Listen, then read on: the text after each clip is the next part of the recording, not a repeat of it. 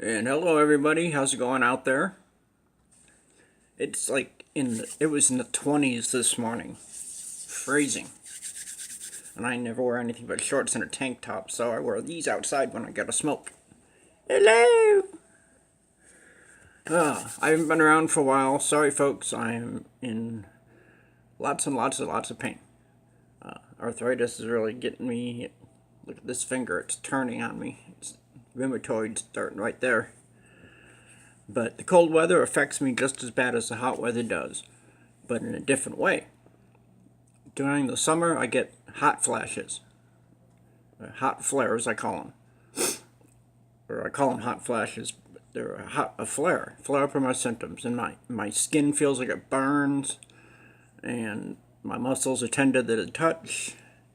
Now in the cold, my cold flares are even worse. What they do is they make me tired. And basically what I've been doing is I've been sleeping the days away. Because all this week I've been sleeping. I'll nap for 2 hours. I can only stay awake for another hour to an hour and a half, and then I have to lay back down again. And it's been that way for a couple weeks now.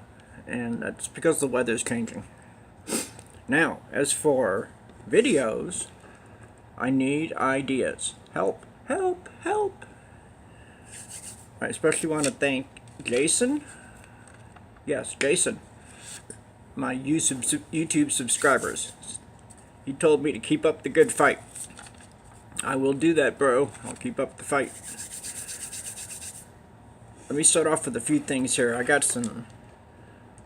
Basically, I want to talk about the hypocrisy of politicians and how these anti-pot politicians are being busted for marijuana possession. Okay? The hypocrisy is just outrageous. Hot cocoa. So let's start with this. How history turned on cannabis. Throughout the 17 to 1800s, cannabis was primarily sourced for our livelihood. But it all changed in the 1900s. Here's what happened. 1930, the Federal Bureau of Narcotics is created, and Harry Anslinger was put as commissioner. He had direct ties with the petrochemical industry. Now, they were looking at hemp. Ford had already made hemp biodiesel. If that tells you anything. If we could have be OPEC independent if we had not banned hemp in the 1930s. Fact. And Harry Anslinger launched a 5-year crusade to destroy cannabis. This is in 1930.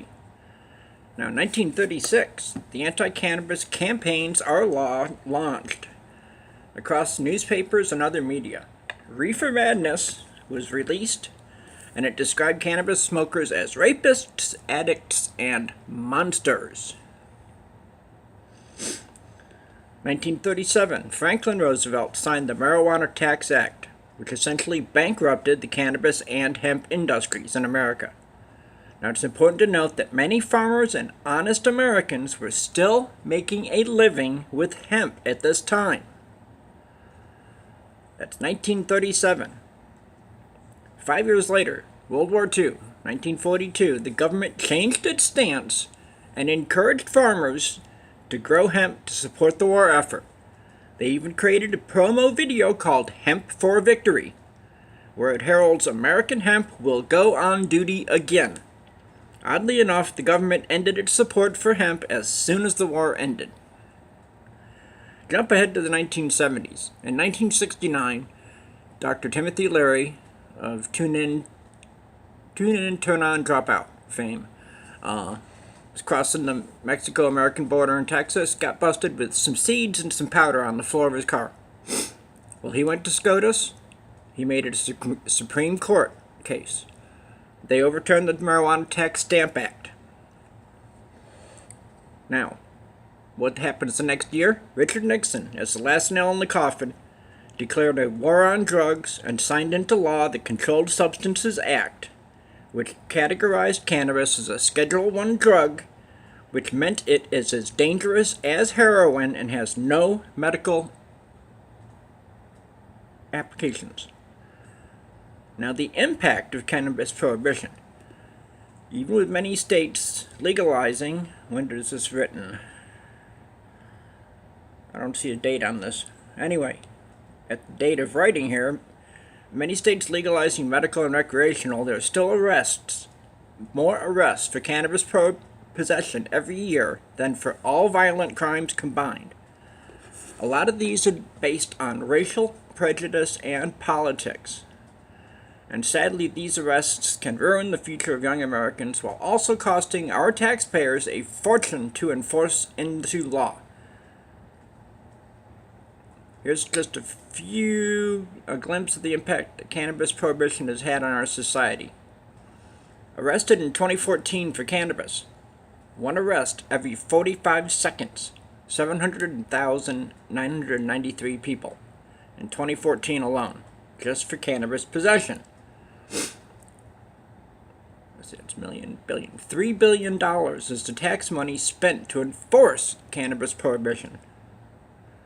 45% of all drug arrests in 2014 were related to cannabis. Now, the hypocrisy of the U.S. government. The categorization for cannabis is a potential for abuse, no medical use, and that the drug is not safe. Yeah, they hold the patent for cannabis. Cannabinoids as antioxidants and neuroprotectants at U.S. Patent 6630507. This little thing here. Why did they have to have a patent on something that has no medical use? Hypocrisy. In 1985, the government legalized synthetic cannabis after claiming it has no medical use, categorizing as a Schedule I dangerous drug. Our government approved the synthetic form of THC called Marinol as a legal drug to aid cancer patients. Hypocrisy. Now, while cannabis has been prohibited since the 70s, Marinol brought in more than $100 million in annual sales for the pharmaceutical industry.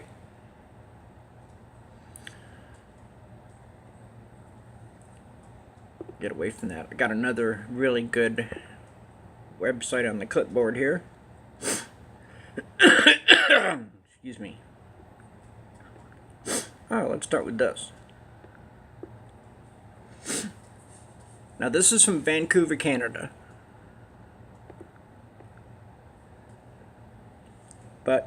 And it was published in March 2013. And booze-soaked hypocrisy of anti-pot politicians. Now, this is Canada, but it relates to America too, because the same things are happening here. Anti-pot politicians can get a DUI. Nobody bats a fucking eye. Nobody cares. Okay? They get pardoned for it. Bust them for cannabis? They get off scot-free. And they try to hide most of these. More politicians are busted than we ever hear about. And that's because cops turn the other cheek. Because they want somebody on their side when they go for the lieutenant's exam or something. So they try to get a politician in their pocket by saying, oh, we're going to let you go now, sir. Now, this is written by a guy in Vancouver Sun. As someone who prefers marijuana to liquor, I'm constantly shocked at the hypocrisy of the anti-pot police and politicians who promote alcohol and drive people to drink with their heavy-handed tactics against marijuana users. Every study and comparison between marijuana and alcohol shows that alcohol use is more harmful to the individual, to society, and to the taxpayers. Whatever you might think about the effects of marijuana, it is clear that they are less than the harms caused by alcohol. Everybody's heard the story of pot ruined... Hold on. Hello. Hello, this is a very important... I hate those things. Kansas. We have a very important announcement. Okay, get back to her. Yes. Alcohol is promoted, glamorized, and accepted by politicians, while those who prefer to make the safer choice of using marijuana are stigmatized, criminalized, and shunned from the mainstream. Even irresponsible and excessive alcohol use is more politically acceptable than responsible marijuana use. Facts. These are facts. It says right here, for instance, when Premier Gordon Campbell was convicted for drunk driving in Hawaii, he suffered personal and political embarrassment, but his career was not over. Now, what would have resulted if he had been charged for smoking a joint on a Hawaiian beach instead? Even though having a toke would have been more responsible than driving drunk, it's unlikely that he would have been able to continue on as premier as a known marijuana user with a recent conviction. Prime Minister Stephen Harper was once asked if he had ever tried marijuana, like about half of adult Canadians have. Harper replied, "No, I have not. I was offered a joint once, and I was too drunk." Is this the example our politicians want to set? The best way to avoid marijuana use is by getting too drunk to light a joint?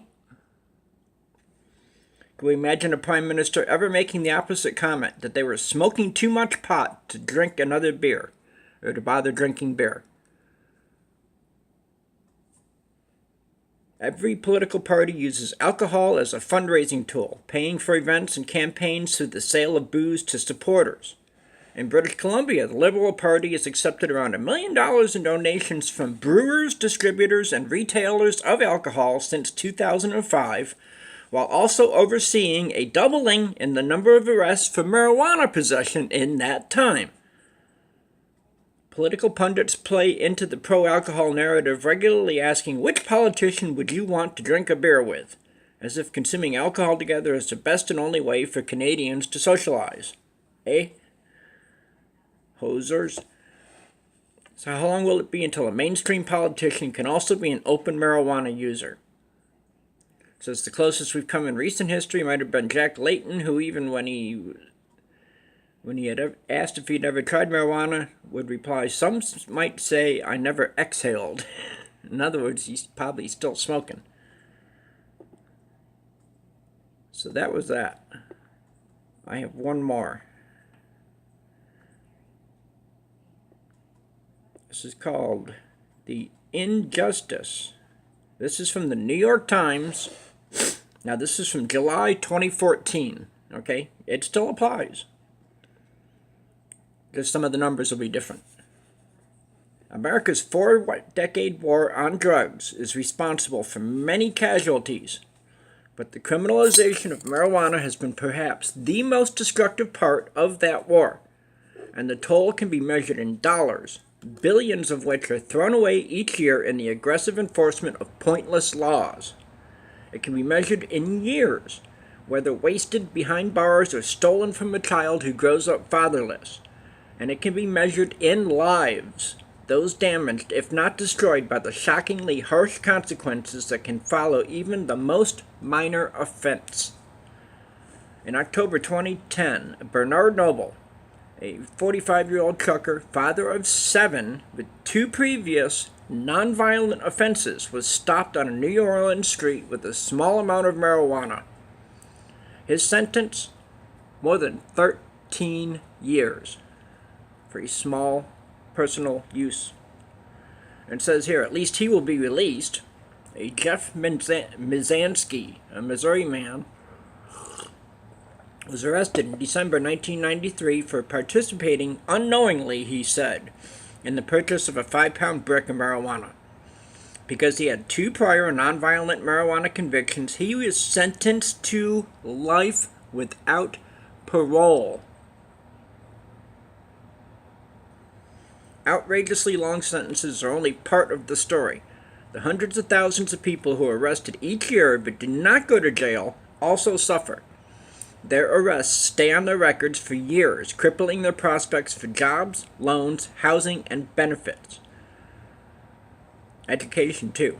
Now, these are disproportionately people of color, with marijuana criminalization hitting the black communities the hardest. I also passed by one article that said Latinos are also being unfairly,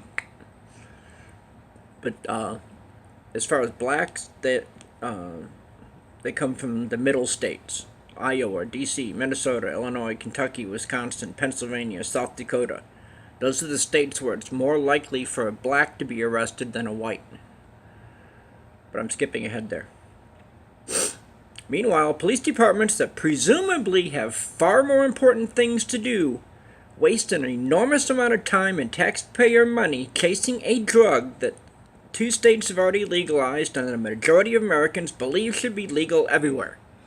It's now 29 states and D.C. has some form of medical or recreational. And still, they're spending all this time and money on chasing drug offenses in the other states. It would save us money. It might hurt the private prisons, okay, but they depend on marijuana arrests wrongly. They're the ones that lobby to keep pot illegal because that's where they make their money per prisoner. Correctional Corporations of America is business. It's nothing about rehabilitation, it's business. A costly, futile strategy. The absurdity starts on the street with a cop and a pair of handcuffs. As the war on drugs escalated through the 80s and 90s, so did the focus on common low-level offenses, what became known as broken windows policing. In other words, if they see a broken window, they can enter the place on the without a warrant because it's a broken window. Somebody must have broke in. They go in, and we've all seen the shows where the cop walks up and busts the tail light on a car they pulled over. Why'd you pull me over?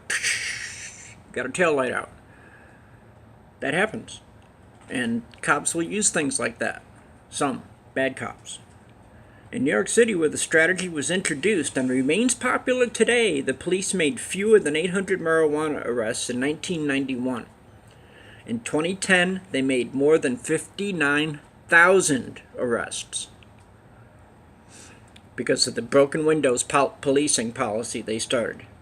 Nationwide, the numbers are hardly better. From 2001 to 2010, the police made more than 8.2 million marijuana arrests.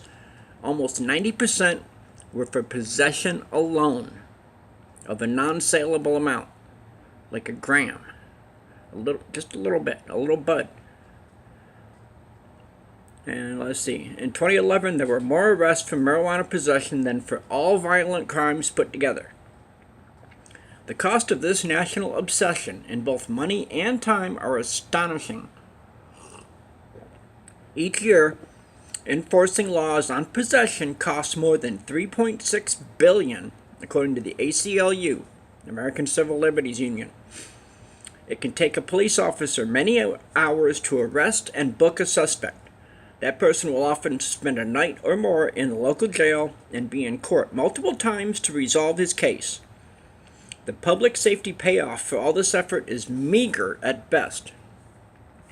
According to a 2012 Human Rights Watch report that tracked 30,000 New Yorkers with no prior convictions when they were arrested for marijuana possession, 90% had no subsequent felony convictions.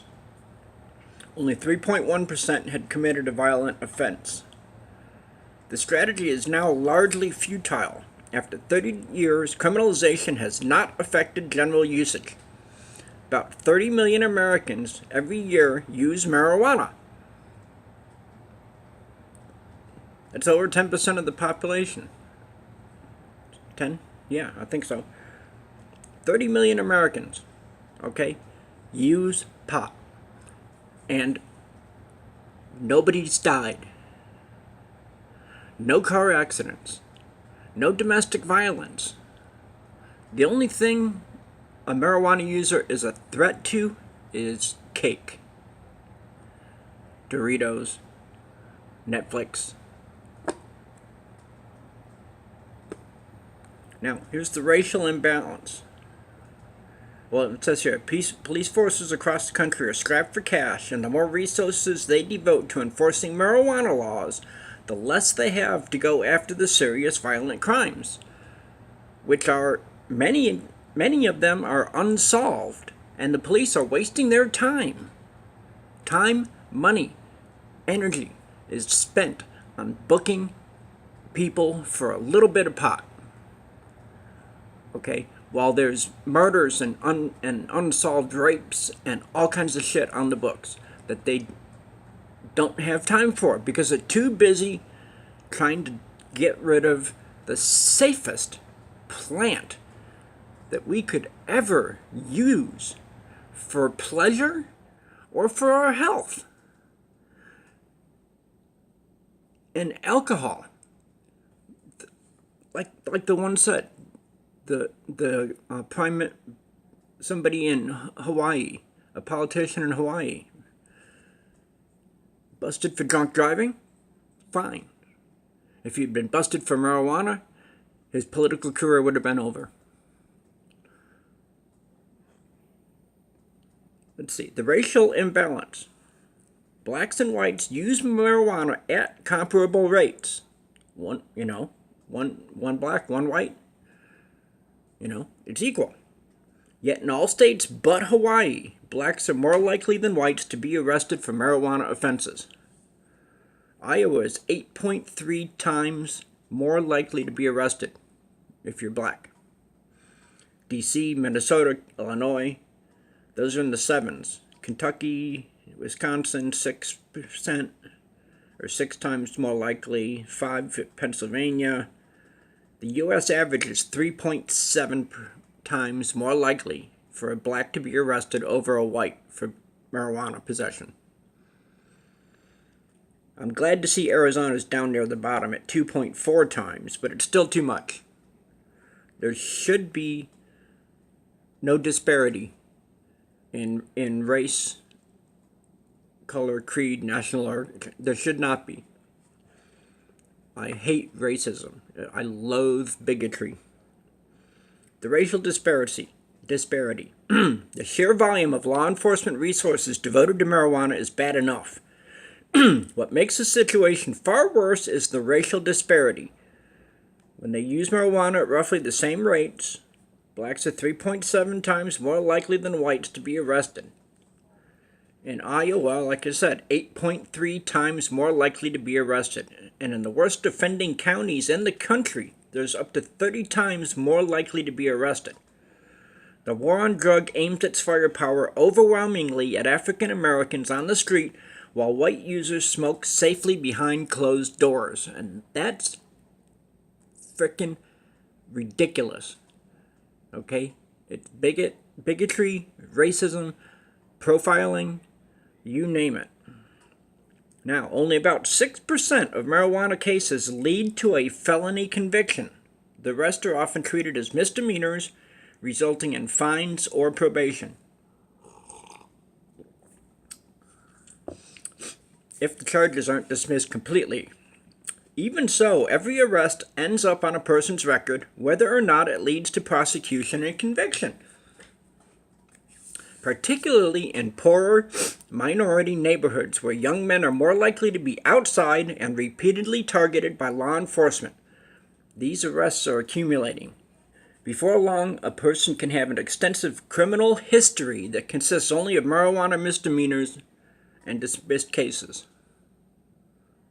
I heard a beep somewhere. I don't know what the hell that was. Okay, the criminal history.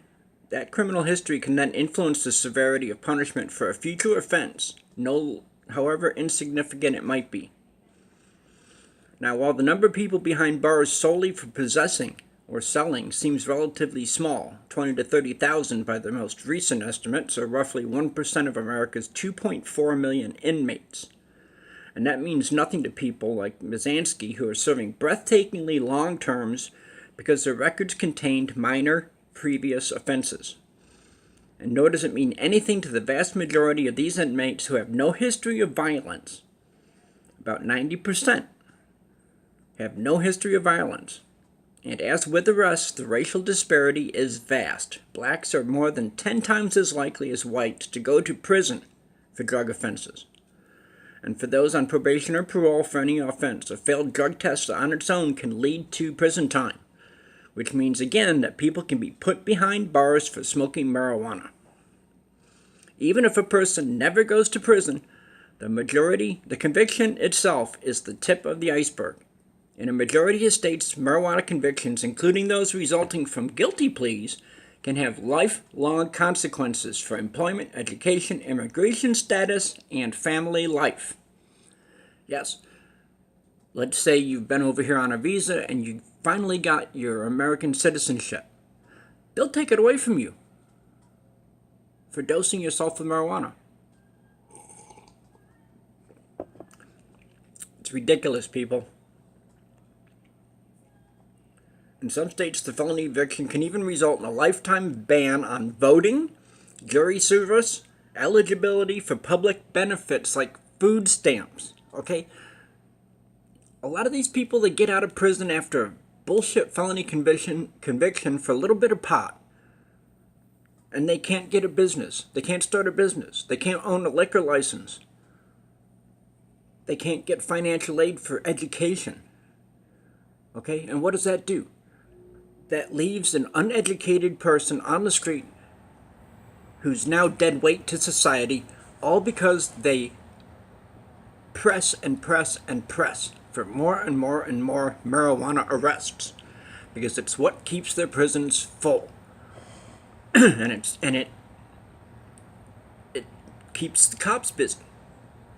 Well, I don't think it's wrong. It's not right. And even if you can get a job,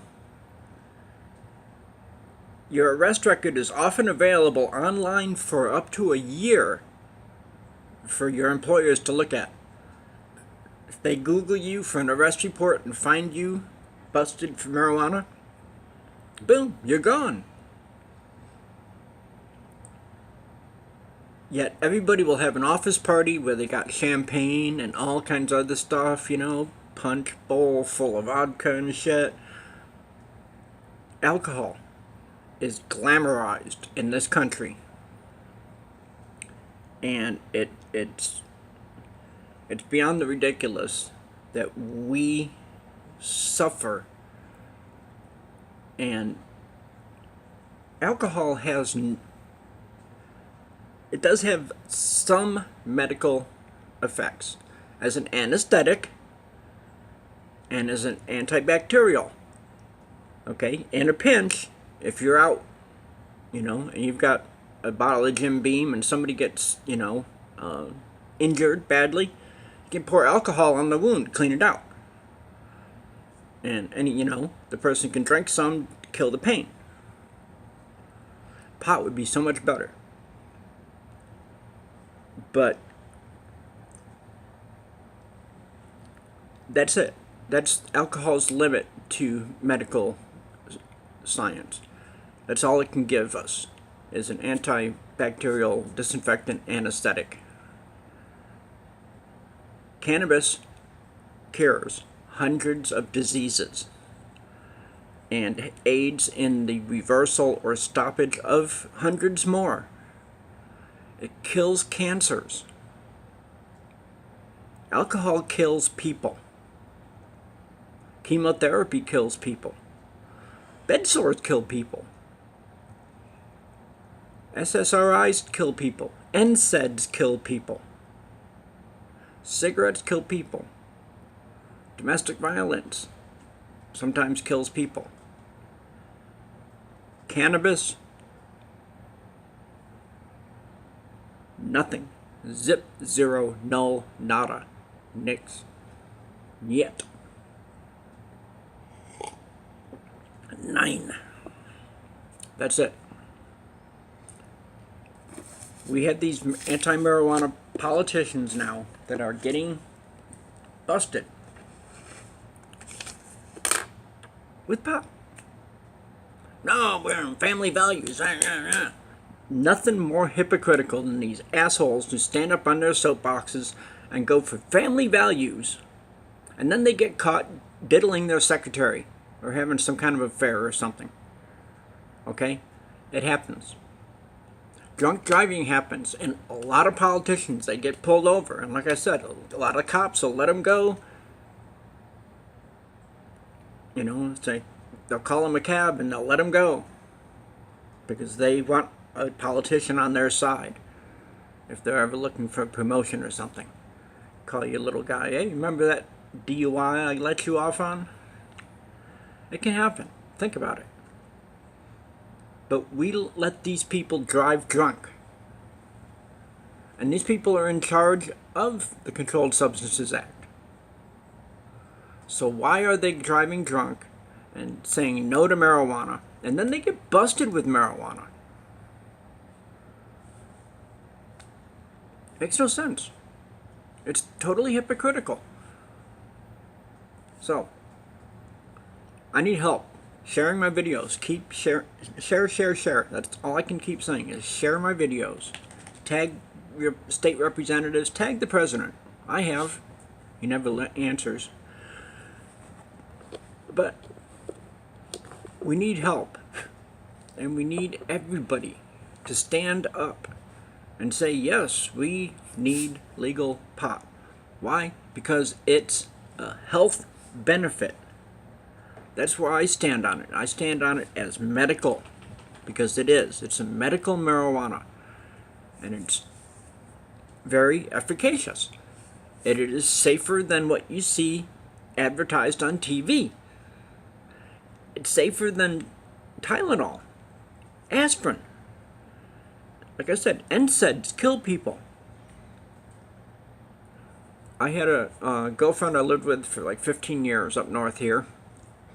Before I met her, her husband had some heart problems. His doctor had him on blood thinners, warfarin, and he was telling him to take a half of a bottle of aspirin per day. He had a bleed out, major bleed out. He went to the bathroom feeling bad, and he let out blood. And he died. Medical error. If he had used cannabis, he'd still be alive today. Cannabis helps strengthen the heart. It strengthens the bloodstream. It strengthens the blood vessels. It strengthens the muscles. It works on our nerves in a positive fashion. And all people think about is getting high. That's all people can't get by, is the thought that people get high. That there's a euphoric addition to cannabis. People have got to get over that. I've said over and over and over again how I am on my morphine. I'm on large doses. And I smoke my weed. I barely get tired. It makes me feel tired and helps me sleep. And it helps with the pain a little bit. I wanted to show, I showed you guys a tincture that I had before. It had 100 milligrams of THC in it. And I got that for $60. It wasn't too bad. But I was using 3 bottles in a month, because I was using a whole dropper full. A full dropper full. And it was glycerin. It was pure sugar. Glycerin and THC. This is Firebrand Infusions. 700 milligrams of THC for $99. So 2 of these gives me 1,400 milligrams of THC for $198. 3 of the 100 milligram, meaning only 300 milligrams of THC, would have been $180. So for $20 more, I get 7 times. And I only need little bits. I only need a little bit of this. About that much. There's a graduation on here. In fact, it's, what does it say? 10 milligrams, yeah. It's excellent. And this has coconut oil, grapeseed oil, cannabis extract. and it says artificial flavor, but all I taste is the coconut oil. But it's very, very good. And when I was using the glycerin drops, I'd use them before bed, and I'd lay down, and I'd get sugar. If I eat too much sugar before bedtime and lay down, I get reflux. Well, that's what this glycerin THC did to me. This doesn't have any sugar to it. It's not sweet. And basically almost no flavor to it. But just a few drops under my tongue. Let it sit there for a couple minutes. I do not get high. I don't feel it. But I could take this entire bottle. Okay? This entire bottle that would give me 60 doses. I could drink it all right now. One shot. I will only get so high. That's the beauty of the endocannabinoid system. The CB1 receptors in your head take your THC and give you the euphoria. Well, actually, it goes to your liver to be processed, and then it comes back to your brain as delta 9 and delta 8 THC. But that's where your euphoria comes in. Your brain will only let you go so high. Only it'll hit a THC limit and say, that's it. You're not going to get any more high. The more you smoke, the less you feel. Think about it. And it's safe. A little kid could drink this. And sure, he's going to get high and freak out because he doesn't understand what getting high is about. But you keep him calm, take him to the hospital. He's not going to die. It's not going to hurt him. There will be no long-term effects. Hemp oil, too. Hemp oil is the best and safest thing we could give our children and our pets. We just bought another bottle of the Pet Blend hemp oil for our dog. I also get treats. They have dog treats at my dispensary. I shouldn't say the T word too loud. She'll think she's getting them. But the weight of medical evidence stands on the side of marijuana. And it completely outnumbers anybody and everybody who stands against pot. Okay? The facts are the facts. Scientific evidence is scientific proof. As much proof as it takes to say the world is round and how the moon affects our tides, it all works that way. It all works. And we have this system in our bodies, the endocannabinoid system, that's designed to take these cannabinoids and put them to use in the body for pain killing, cancer killing, weight control, and anything and everything you can think of. Cannabis has a positive effect on. Okay? No matter how much people want to say, oh, it's all about getting stoned, dopers, it is not. It's about living a quality of life. I'm now on my 5th year, starting my 5th year of medical marijuana, and it has given me a quality of life. It's the only thing that keeps me sane, living here, homebound at the end of the dead-end road with nothing but me, a dog, and a cat. Okay? And I've got my wife for half the day. But I sit here, I do my videos, I smoke my weed, I don't get high, I get healed. And that's what it's all about. And the weight of evidence that minorities are unfairly targeted, and just the fact that the politicians are so hypocritical that they don't see where they do wrong. They don't think they do wrong. They think they've got the moral right. And those are the people that you usually find are doing immoral things. Okay? These family value politicians is bullshit. Like I said, they get caught doing bad things. Totally against what they lobby for and profess in their political circles. Okay? It's just dead wrong to have this hypocrisy and keep marijuana scheduled as a Schedule 1 narcotic when it has no narcotic functions to it at all. There is nothing narcotic about pot.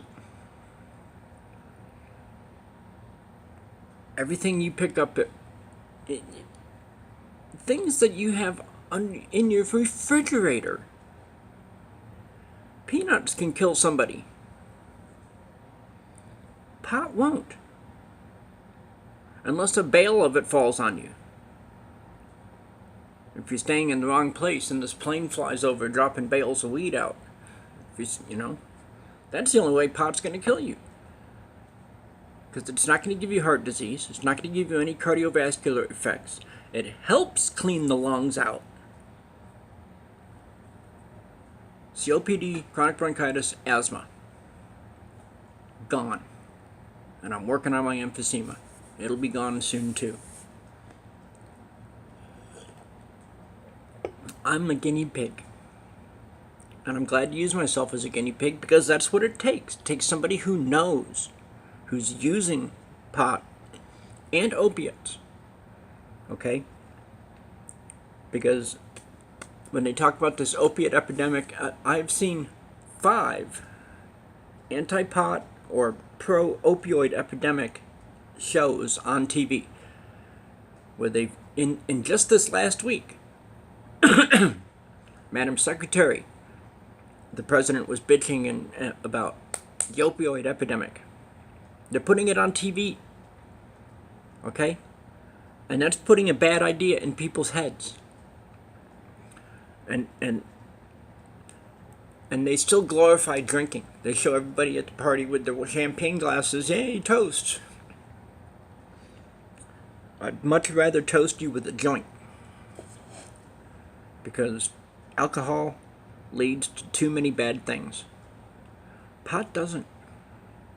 The only reason pot leads to unfair incarcerations is because of ignorance. Ignorance of the facts.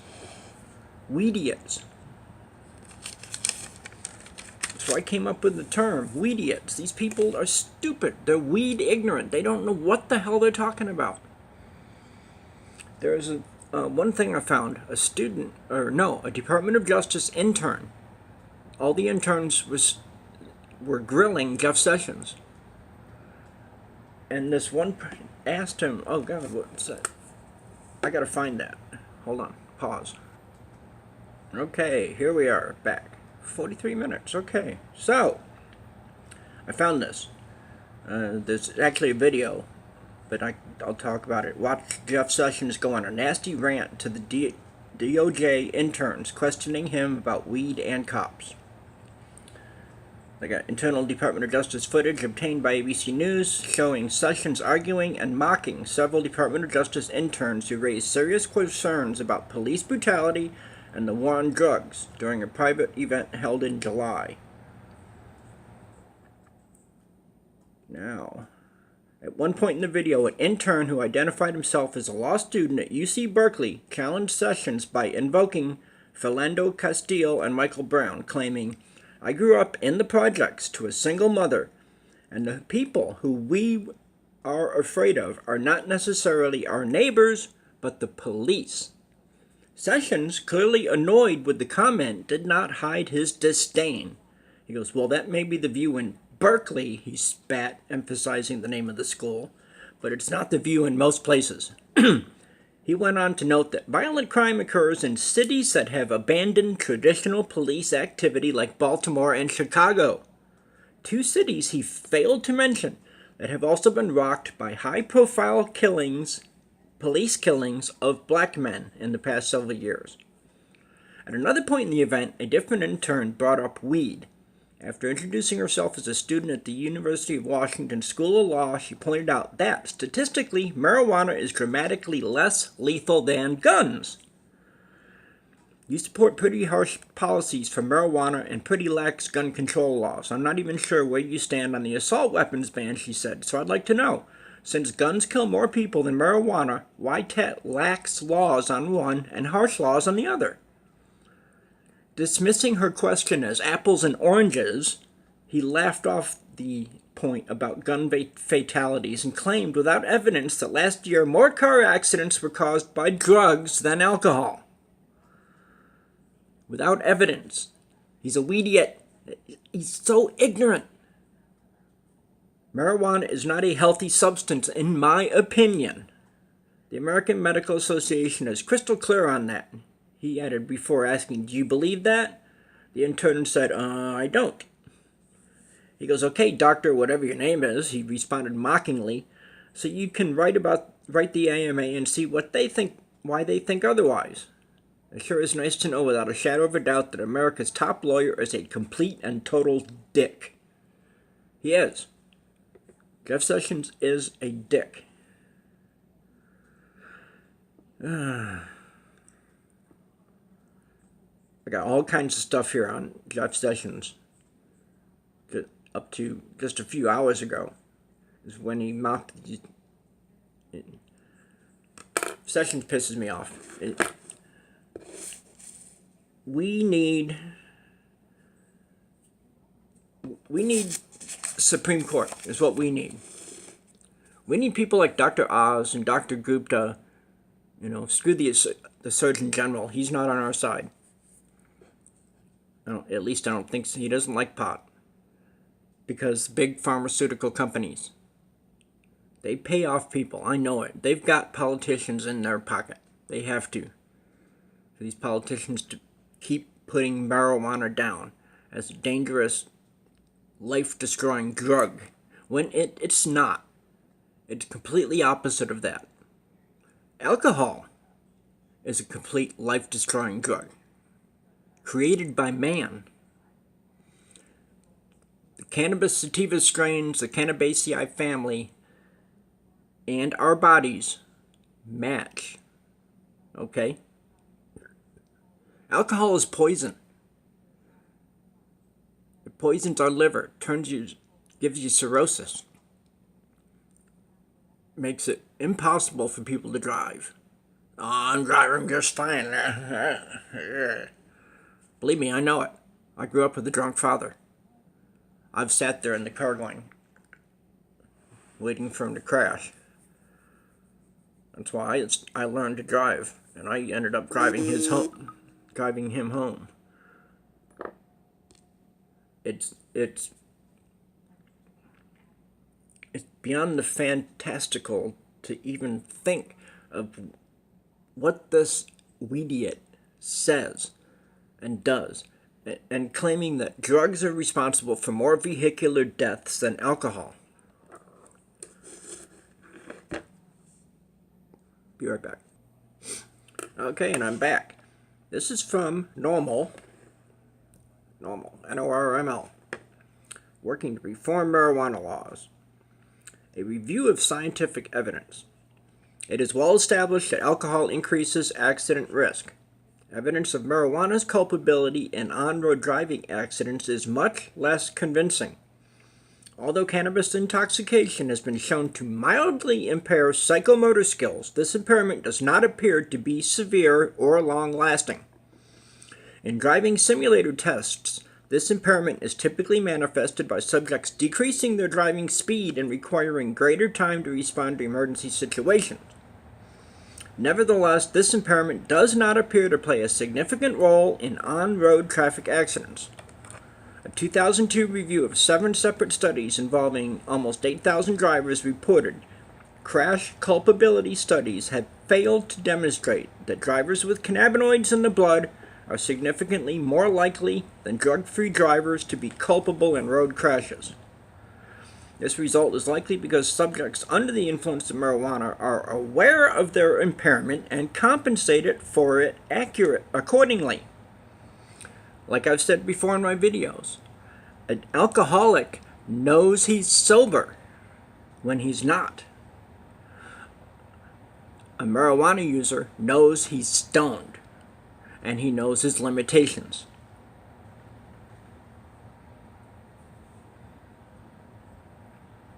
Dun, dun, dun, dun, dun. This reaction is just the opposite of that exhibited by drivers under the influence of alcohol who tend to drive in a more risky manner proportional to their intoxication. Today, a large body of research exists exploring the impact of marijuana on psychomotor skills and actual driving performance. This research consists of driving simulator studies, on-road performance studies, crash culpability studies, and summary reviews of the existing evidence. To date, the result of this research is fairly consistent. Marijuana has a measurable, yet relatively mild, effect on psychomotor skills, yet it does not appear to play a significant role in vehicle crashes, particularly when compared to alcohol.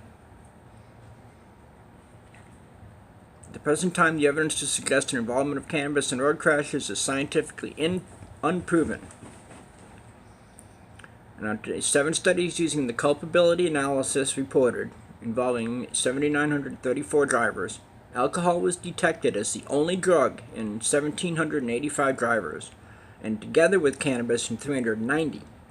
Cannabis was detected in 684 drivers, and 294 of these it was the only drug detected.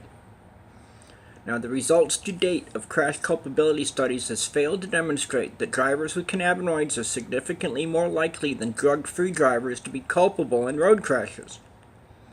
In cases in which THC was the only drug present were analyzed, the culpability ratio was found to be not significantly different from the no-drug group.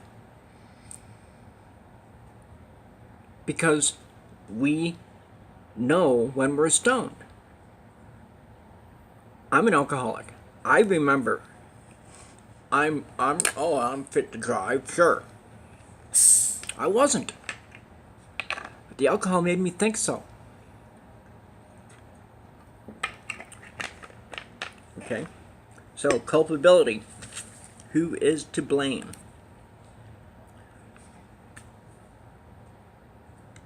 Harry Anslinger really is basically to blame. And whoever finally said, okay, let's legalize alcohol. Because that was the downfall of marijuana and hemp.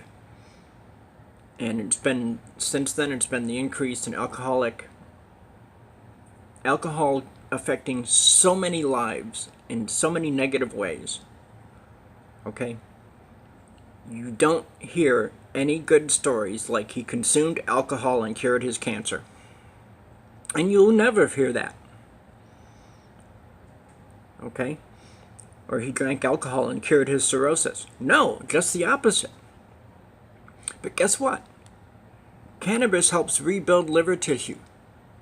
And it can fix cirrhosis. It's in my list. It's in my list of diseases proven, where marijuana is proven effective. Alcohol kills, cannabis kills. So, I need ideas. I'm running out of ideas. And like I said, I've been sitting on this one all week and doing my homework here and there and sleeping because I'm just, like I said, this cold weather is really, really, really bad on me. And it went cold so fast. I mean, the day before yesterday we had a high of 80. Right now it's the high of 40 in the sun. And in the shade with a little breeze, it's positively frigid still. That's why I wear both my blankets when I go outside. Hello! So, I'm going to go outside for a cigarette, folks. All you anti-smokers. Sorry. But I still smoke. But I smoke less. Because I use these concentrates. See, I smoke cigarettes because it eases my throat after smoking buds. And even my vapes bite the back of my throat and make me cough. Well, the concentrates don't. So I'm smoking less cigarettes because I'm using more of the concentrates and the hard candies and stuff, you know, like cherry drops. So that's it. This hour has been talking about the hypocrisy of politicians and and the glorification of alcohol over and above marijuana, and this continued prohibition on marijuana, and the continued lies, bullshit, hypocrisy, and fighting has got to end. The 10th Amendment of the Constitution of the Bill of Rights. The 10th Amendment in the Bill of Rights. That's the first 10 amendments, is the Bill of Rights. This one's not last out of design. It was just... But anything not set forth in the Constitution devolves to the state level. And that includes hemp and cannabis. Every state in this union can legalize cannabis under the 10th Amendment. And the more we do, the less Jeff Sessions has for ammunition, because it will prove to reduce opiate deaths, reduce alcohol deaths, if you give somebody something different to do. Go home and smoke some weed instead of going to the bar and hitting the road and being a danger to yourself and others. And 80% of the time, drunks live where they kill people in accidents because they're loose. They go with the flow. They might get banged up, but they'll live. Where the other people see you coming and go, ah, and they're dead. 80% of alcoholics live through an accident where there are deaths, and they're the cause of the deaths. Alcohol kills. It kills families. It kills people. It kills your body. It's poison. Do I still like a beer now and then? Yes. Once or twice a year. Debbie got me a can of Foster's for Thanksgiving dinner. It's still in the fridge. I ate so much for dinner, I totally forgot about the beer, and it's still sitting there. And I like my beer. I like my Foster's. I used to put away 6 of those oil cans, which is like an 18-pack of regular beer, without batting an eye. It's because I'm a lifelong alcoholic, product of 10 generations on both sides of my family. But this beer's sitting in the fridge still. So I might have it for Christmas, I might have it for New Year's, I don't know. It might still be sitting in there in 3 months from now. But alcohol compared to cannabis, there's no comparison. Cannabis is... We need it legalized. We just need to get over this hump. Okay? And there's just this little hump called Jeff Sessions and his Department of Justice. Now, so far, the Rohrabacher-Farr Amendment is still holding. But it's only been given another week. And if this rider does not go through on this next coming budget, then Sessions can ramp up his efforts against people like me and you, my fellow medical marijuana users. Okay? Anybody that's using marijuana for medicine is in danger from this ignorant asshole, Jeff Sessions. And I'm sorry, but he is. It's a fact. He knows nothing about what he's fighting against. Okay? When you go to war, you want to know as much about the enemy as possible. And you want those to be facts, so that you can give your commanders in the field and all down the chain of command, so that you can give everybody the proper knowledge to approach the battlefield. I was infantry, so, that's my comparison. Jeff Sessions is sitting there like a 4-star general saying, fix bayonets and you don't need any bullets, because these guys only fight with bayonets. And you get down there on the battlefield and you find out that it's not true. They're shooting at you. Why? Because your general is an asshole. And he does not know what he's talking about. He didn't research his enemy. Well, he's not researching pot. And if he is, He's not paying attention to it, and he's pish-poshing it, and he's blowing things out of proportion, and listening to people like Christians Against Drugs and their holier-than-thou, soapboxes they get up on, riding their goddamn unicorns. It just pisses me off that all these people have no freaking idea. They only hate because they've been told to hate. And that's where disproportional racism comes in, especially with drugs. Like they said, blacks are more likely, and Latinos. In the southwestern states especially, Latinos is a very large group of arrests for cannabis. We need to get over it. We need to legalize it in more and more states. We need to shut Jeff Sessions down and tell him to shut the fuck up. And that the 10th Amendment to the Constitution prevents the federal government from interfering in the individual states' laws. So if every state in this union goes at least medical, D.C. has got to change the Controlled Substances Act and just remove cannabis and hemp from it, because they don't belong on any schedule at all. They are the most beneficial plants on this earth, and if we fail to use them, we're just going to see more and more lives ruined by other things. Okay? Because people are always going to look for something, and if they can't get, like, pain, if they can't get pot to relieve their pain, they're going to drink or find street heroin or something. Okay? That's what's going to happen. It's happening now. Everybody's talking about the opioid crisis. The only crisis is that there's too many people dying, and there's too many people being scribed it when they don't need it. If you people felt my pain, if you could see the pain in my body right now, you'd say that guy needs pot. Not beer, not champagne, pot. Why?